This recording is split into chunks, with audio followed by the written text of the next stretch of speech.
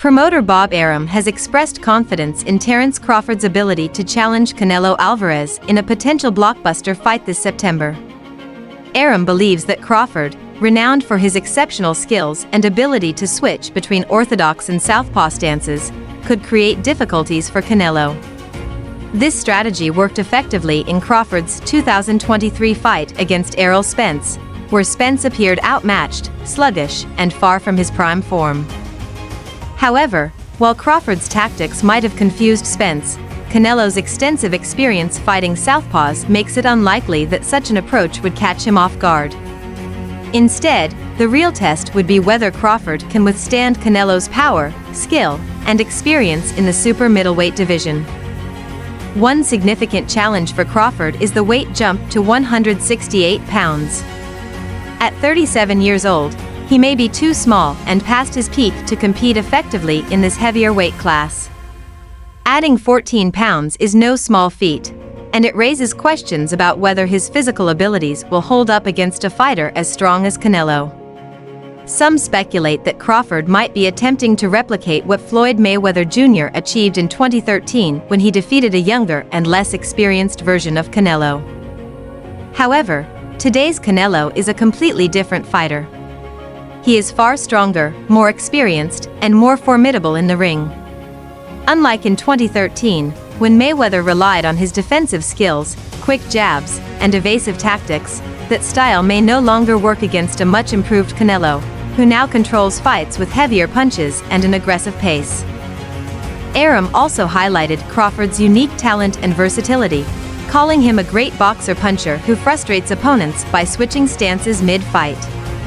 This unpredictability was a key factor in Crawford's domination over Errol Spence, who struggled to adapt to Crawford's sudden southpaw approach.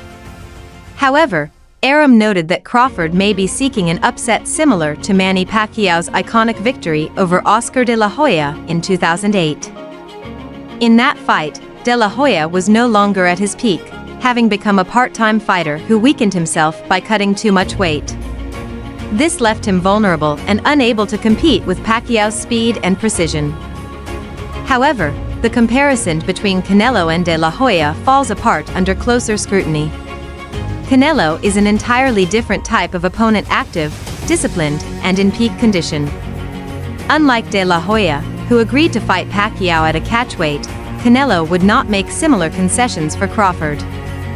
Canelo's refusal to compromise on weight or preparation highlights the uphill battle Crawford would face. If Crawford believes he can find the same type of advantages Pacquiao enjoyed against de la Hoya, he may be underestimating just how well-prepared and adaptable Canelo is as a champion. This fight, if it materializes, would demand Crawford to deliver one of the greatest performances of his career to overcome the physical and technical challenges posed by a fighter of Canelo's caliber. Crawford's move up to super middleweight to face Canelo is seen by many as a daring and risky venture. At 168 lbs, he would be facing a fighter with significantly more experience in that division, not to mention a substantial power advantage. Canelo's victories over some of the best in boxing, including Gennady Golovkin, Sergey Kovalev, and Caleb Plant, show that his power and ring generalship are second to none at super middleweight. Meanwhile, Crawford has never fought at such a high weight, and it remains to be seen whether he can handle the physicality and raw power of Canelo. Arum's optimism about Crawford's ability to switch between orthodox and southpaw stances may give him an edge in terms of unpredictability, but it won't guarantee success against an opponent as skilled and physically gifted as Canelo. Additionally, Canelo's immense ability to adjust during fights sets him apart from other boxers. Throughout his career, Canelo has shown an incredible adaptability, whether he's facing a quick, elusive opponent or a powerful puncher. His ability to control the pace of the fight and dictate the terms inside the ring makes him one of the most dangerous fighters in the world. In contrast, Crawford's versatility and skills may be hindered by his size disadvantage. Crawford, while highly skilled, has never proven that he can compete effectively against a fighter as imposing as Canelo, especially when the fight is set in the super middleweight division. Canelo's body shots, strength, and relentless pressure would be a significant challenge for Crawford to weather over 12 rounds. Crawford's experience at welterweight has been remarkable, but the transition to super middleweight could be his biggest test yet.